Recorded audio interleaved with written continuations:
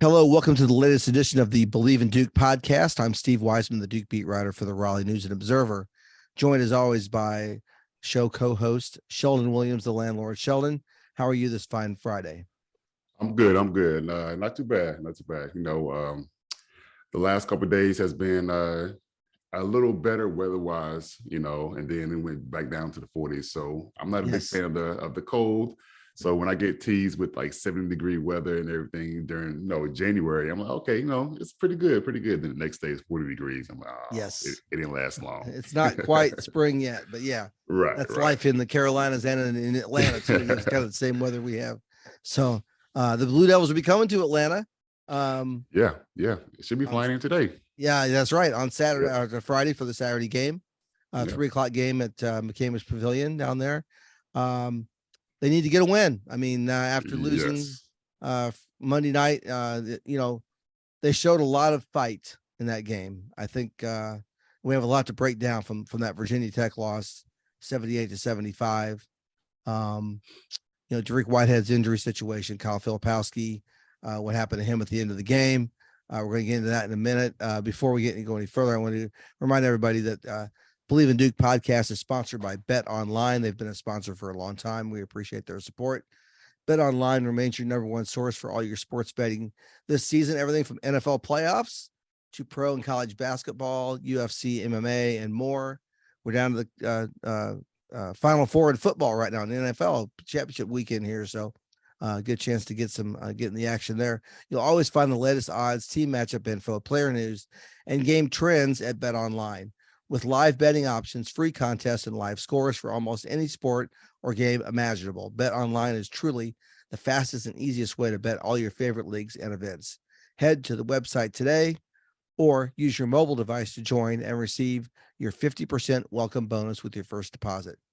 Make sure to use the promo code BELIEVE, that's BLEAV, to receive your rewards. BetOnline.ag, betonline.ag, where the game starts. Yeah, we're going to start talking about breaking down that game with Virginia Tech. First of all, the latest news from Duke about Dariq Whitehead is, what looked like a catastrophic injury when it happened. Sheldon, you've been through a ruptured Achilles before. Right. It looked bad. We was helped off the court, couldn't put weight on the leg. Come to find out, it's the MRI showed no structural damage. It's a strain of some sort, either the muscle or the tendon. He's not practicing. He's not going to play Saturday against Georgia Tech. I would be surprised personally if he plays Tuesday against Wake, or maybe even the following Saturday against Carolina. But Duke's only said he's going to be out for this one game, and then we'll kind of see. But obviously, that's good news overall. I mean, it looked like he might be done for the year, or maybe even worse as far as Achilles. But what were your thoughts when you saw him go down and having been through that injury yourself? Yeah, when I first saw it, and I was like, well, best case in scenario to me was maybe he re-aggravated something in that foot that he had hurt, the first day of practice, at the beginning of the season. That was the first thing that came to my mind. But then when he kind of like started hopping off and then got kind of helped and carried off the court, and he came back onto the court where he had the ice wrap around his leg, it reminded me of my injury that happened to me when I first started coaching him 4 years ago, where I didn't have any real injuries, all my, playing career, even from back in the day. And then all of a sudden that happens where I popped my Achilles, and I'm like, just don't let this be the same thing, because the ice wrap that was around his leg reminded me of how it was when I had mine. And for a young kid, that's not an easy thing to get over, because the mental block with having that injury is huge. And the fact that when it happened to me, I was already done playing, so I didn't have to rush back to try to get back to playing and everything. I just hoping that he didn't have this, whatever. And good thing that he didn't. Hopefully that they are taking care of him. I'm sure they are taking care of it and making sure that he come back slowly, because longevity, his career wise versus the here and now. Of course we like to have him, because he had 10 points. Coming into the first half, and then it happened Yes. like, I want to say it was midway through the first half or whatever it was. And then that happened. I mean, he was having a good game so far, kind of like a bounce back game. And Right. then that happened. So it took a little bit of blow for our team as well, because another score. He was shooting the ball well. It I think he was. had either 1 or 2 threes as well too. So I'm Yes. like, this guy, he's ready. And then that happens. He's looking like a lottery pick. He's looking like a first round pick with the way he Right. was shooting, the way he's Right. and even John Coach Shire said he's starting to play with some swagger. Right. He's finally feeling that kind of confidence. And he got hurt. It was 17 minutes to go in the game. It was right early in the second half there, but he had 10 points at that point. So it sure looked like he was heading for a 15, 18, maybe 20-point game. And obviously Duke needs that offensive punch. That game, they shot better than they had it for a month. They shot 48% as a team, which is what you've been wanting to have happen. Right. And this happened to be the time the defense kind of let them down. I mean, Virginia Tech just shot the lights out. I mean, they were hitting threes. They were guarded sometimes. You know what I mean? Now, Shire didn't like how they got in the paint a little bit, which I'm sure bothered you. Yeah. No. I mean, coming into the game, they had like the blackout, so I'm like, whatever. Everybody needs something to kind of get themselves going. I mean, the fact that they hadn't won in 5 weeks, they trying to do things to kind of get the crowd into it and things like that. And it worked because they were scoring the ball. I mean, we came out, and I said last episode that we have to come out hard and punch them first and then make them quit. So when we did that, I'm like, all right, well, we jumped out to 7-0. Yeah. All right, they're doing it. And all of a sudden, that defensive part that was supposed to be our niche wasn't turning on. Like, we had the offense, we finally had the offensive end going, but then the defense end was taking a step back. So it's kind of like, can we put a game together that has both going on at the same time? And granted, they shot the ball really well. They caught fire as a team. They were just playing well. And then I'm like, all right, well, cool. First half, at some point they're gonna become themselves again. And then I'm waiting for that to happen. And they kept shooting, kept scoring. I'm like, okay, somehow it's gonna, come back in our favor. Yeah. And it never really did. You think it'd be like a regression to the mean. They're not, you can't make 70% of your 3-pointers for a whole game, right? Right. But Whitehead kept him in the game late in the first half. But those 3-pointers, they made a good run at the end of the half to get it back to 10 points or 7 points. It was 7 points, got it back to something manageable. And then Duke came out and actually took the lead early in the second half. So to me, moral victories, blah, blah, blah, all that. Just compare that game to the NC State game, right? NC State shot like that. And Duke ended up losing by 24. Like it never showed any fight in that game. Opposite happened against Virginia Tech. Duke really, came back, took a 5-point lead in the second half, was in position to win. Needed to make a couple plays down the stretch. As it turned out, MJ Collins hit that shot to give them the lead with 13 seconds to go. And then he turns around to celebrate, and he hits Kyle Filipowski in the throat, caused him, he had to throw up on the bench because he got hit in the Adam's apple. He goes back in the game and everything, but boy, that was a weird looking play. And the fact that they didn't call a flagrant foul was very surprising to me. Obviously, he did not intend to punch Kyle in the throat. He was celebrating his winning basket. I get that. But there's a lot of plays that happen where you don't intend to do something, but you still foul somebody, right? Right. Every foul you commit and everything, majority of the fouls you commit, you're not intentionally trying to foul that person, but yet it is a foul. And the fact that, he was caught up in celebration and, he was feeling good with his team, I don't think it was malicious at all. It's just that, wrong place, wrong time for Kyle to be in. And the fact that he turned around and pretty much punched him in the chin and throat area. And it was like a nice little hit. You saw the slow-mo and then like the jaw going back and the throat, actually the indentation of the throat going inside like that. Like it was a legit punch. Yeah. And the fact that, they went back to look at it and nothing came of it. Honestly, I thought he was going to have, a couple of free throws. I didn't think the guy was going to, get thrown out. But I thought at least a couple of free throws and then we had the ball back, And if that happened, maybe things would change in our favor as well, the way that they were playing. But absolutely, the fact that, it didn't happen. They didn't even get a second look at it. That kind of rubbed me the wrong way. Obviously, like I said, it wasn't it wasn't intentional, for him to hit him, but it did happen. Yeah. I mean, that's the point. It kind of, I've talked to people this week, kind of relating it to hockey with high sticking. If your stick gets up high and hits somebody, it's a penalty. It doesn't matter if it's intentional or not. Right. Your right. job is to control the stick. You're supposed to control your fists, I would think, in a basketball game, right? Right. If you're under the basket and you've been there, throwing elbows, whatever. Elbows, if you catch somebody in the face, it's going to be a foul, probably, right? I mean, they're going to look at it, and especially now with the replay, which wasn't, when you were playing, they didn't do that kind of stuff, but now they do. I don't know. And Shire, I asked him about it Thursday's press conference. He said he did, seek some clarification from the league about why, what's the rule? Like, what was it, And there, apparently the answer was it was not intentional, but still, I think there's a lot of, flip it around the other way. What would people think if a Duke player did that? Right. Right. So the league is telling the Duke players to, when they get an and one, just start throwing punches. And if it hits somebody, the referee or the players, if it hits somebody, it's unintentional. I was just celebrating. Right. Suck it up and keep going. Like, and I wanted to ask you this too.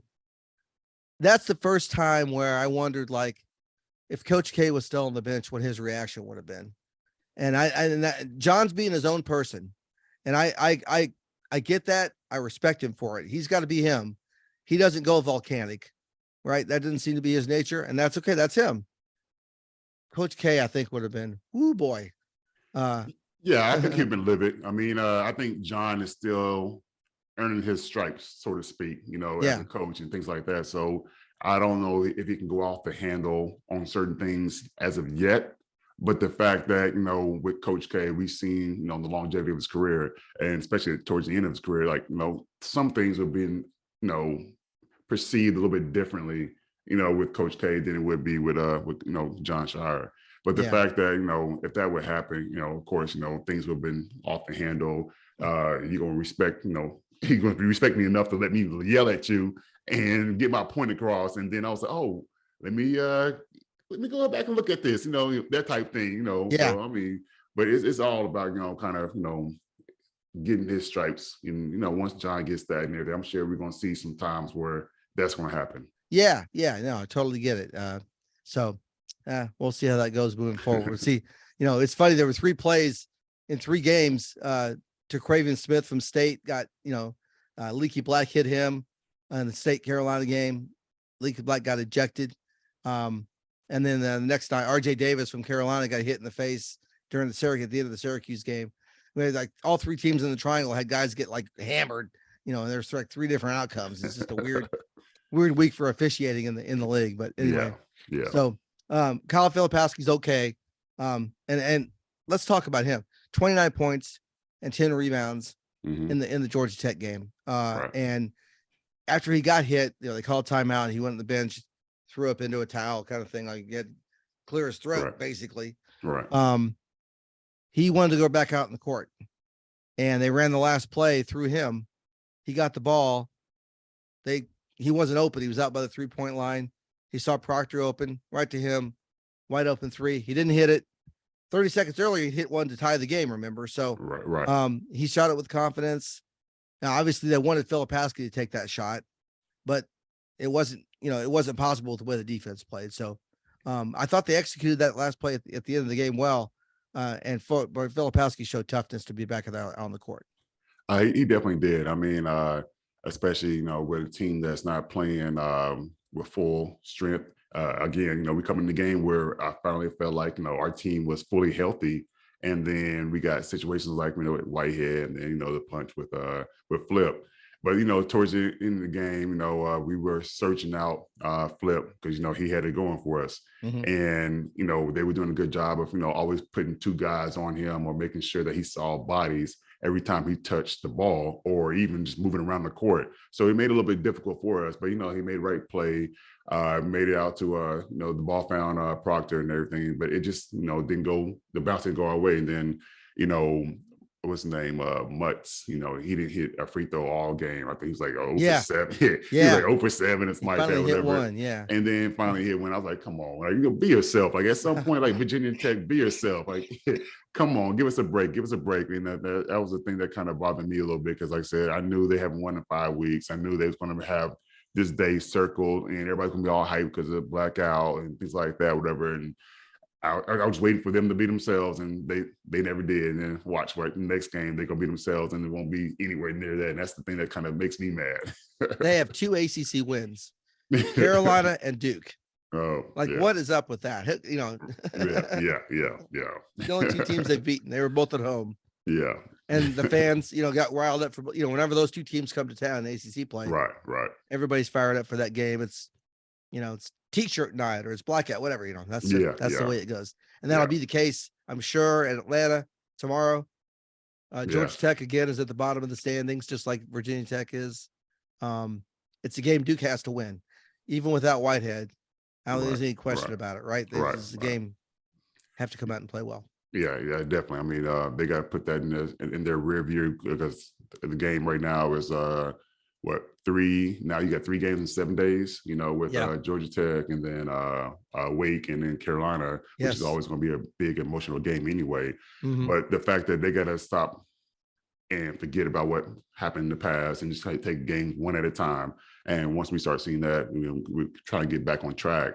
But the fact that we gotta have both our offense and our defense be on the same page. I think that's something that we haven't had much this year, where we have a good defense but no offense. That type more so than the other way around would be offense and no defense. So I'm hoping that tomorrow's game will be a game where we get back on track and we have both our offense and our defense clicking at the same time. I would expect the defense particularly to play really well tomorrow, to play a good defensive game, because it's been so good throughout the year. And I can't imagine there'll be 2 bad defensive performances in a row like that. And again, Virginia Tech made some tough shots. But you got to keep them out of the lane. So I think that'll be the focus tomorrow. And I can't imagine bad defensive performance. Now the question is, can they shoot better? Can they shoot as well? Get the ball inside, get the ball to flip it, higher percentage shots. That will be the key going forward. Obviously, they won't have Whitehead, who was showing some shooting potential on the outside. One thing interesting, Shire said, Jaden Shute needs to be ready. His number might get called tomorrow, and then going forward here without Whitehead. He said he's been playing well in practice. I hope that means playing well defensively and offensively, shooting the ball. That's his strength, but he's got to defend too. And so that could be, I think you and I talked about it earlier. He came in and played against Maryland Eastern Shore and made three threes, right? Right. And we thought, okay, maybe his time will come again. Yeah, start getting more minutes and everything. And, obviously that didn't happen. But if that's the case, and I think tomorrow's game will be a perfect game for him to kind of get some nerves out, while he's playing against a team like Georgia Tech versus, his first game being against Carolina, where all the emotions and nerves and things like that, be right there. So I'm hoping that that's the case. I've been hearing a lot of good things about this kid and everything. So, if he is our one true shooter, whether he's not playing defense as well as the other guys on the team at this point of his journey. Yeah, exactly right. That's what Jaden needs to do to try to get going here. And he can be another weapon that Duke, we talked all year about how they've, it's a very deep team. It's a very versatile team, and different guys can step up at different times. This also might be a chance for Jacob Grandison to maybe, do a few more things, while Whitehead's out, try to produce a little more, hit some threes, play some defense.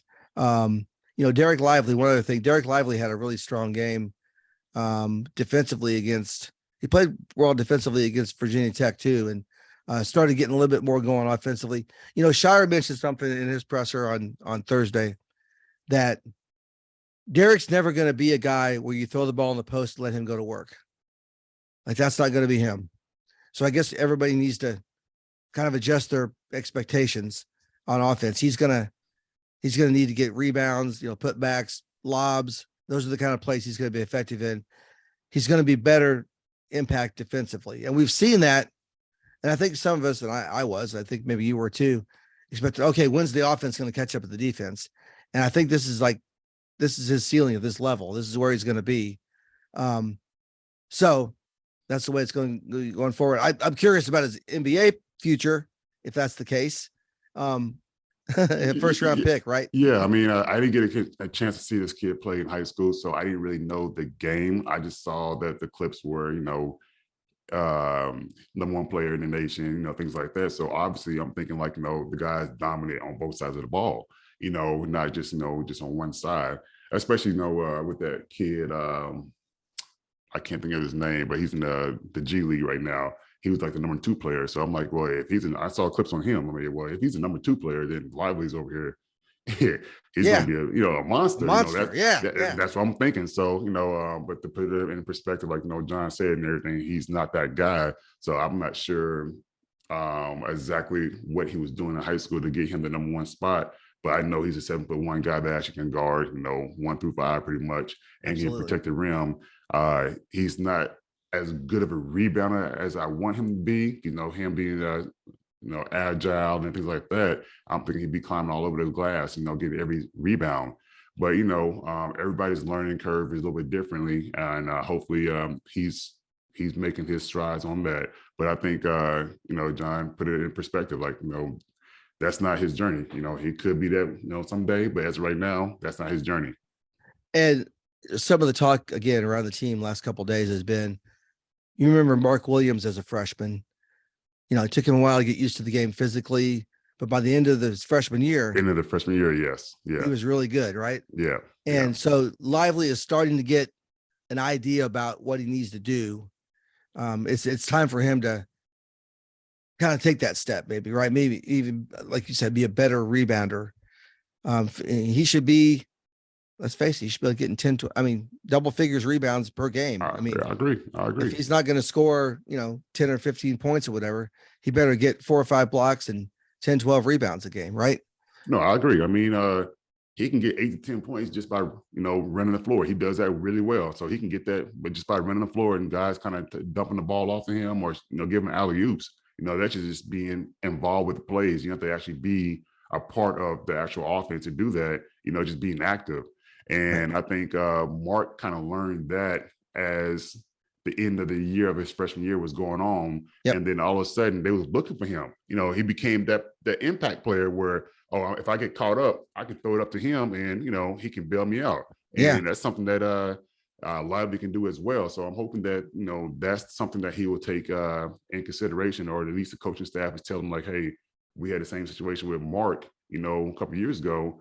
And this is what happened to him. And then he took that from his end of his freshman year to his sophomore year, had a big breakout year his sophomore year, and wound up being a lottery pick. Yeah, exactly right. And he's doing some good things for the Hornets. We've seen him already have a couple of double doubles, and he's getting that going. So maybe that's going to be Lively's path, just a little differently getting there, but maybe he'll get there eventually. So we'll see how it comes out against Georgia Tech on Saturday. Shelden, you be in the house? You could come to the game, you think? Yeah, I'm gonna be in the house. So right here in my home city right now. So I'm waiting for them to come down. I didn't realize it was actually an afternoon game. Yeah, but I'm definitely gonna be there. So I got all right, man. I gotta support. We'll both be there. That'd be great. And then we'll have another episode come out on Monday. We're doing 2 episodes a week now as we get here as a stretch run of the regular season. So we'll break down the Georgia Tech game, our next episode, and we'll look forward to the Wake Forest game on Tuesday night, which will be a big game. Hell, they're all going to be big at this point from this point forward. Yeah. Even Jeremy Rush said yesterday, Duke's, usually does enough to be in the tournament by now. They've already done enough, I think, to, with the wins they have. But he said, we need to win these ACC games to get a good seed, and we can't just ride in now, right? Yeah. You can't ride in on the name of Duke and everything. You actually have to have a good position, because you don't want to sit here be in a tough spot your first game and be bounced out and everything. So we don't want that to happen. We had that happen. I want to say it was a couple of years after I graduated, where it was like Lehigh and Mercer, which was I think they were actually back-to-back years. Actually, it was 12 and 14. There was in between. Okay, a year in between, but it was close. Yeah, close to with each other and everything. Yes. So hopefully, they take that in mind, where you want to have a good, seeding So there's no surprises, and you actually know, what you get into, and you Right. want to let the rest of the year ask you during the March Madness time, like, what did you do? And after Georgia Tech, that's the stretch that's going to decide, because it's Wake Yeah. Forest, Carolina, Miami, Virginia. Mhm.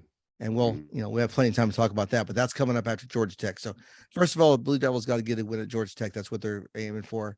And then pick it up from there. So anyway, thanks everybody for joining us for this episode. We appreciate our listeners all the time. Appreciate our regular listeners always. And Bet Online for sponsoring the Believe It Duke podcast. That's it for this edition. Thanks everybody. And we'll join you next time as we get ready to preview Wake Forest. All right. Have a good one.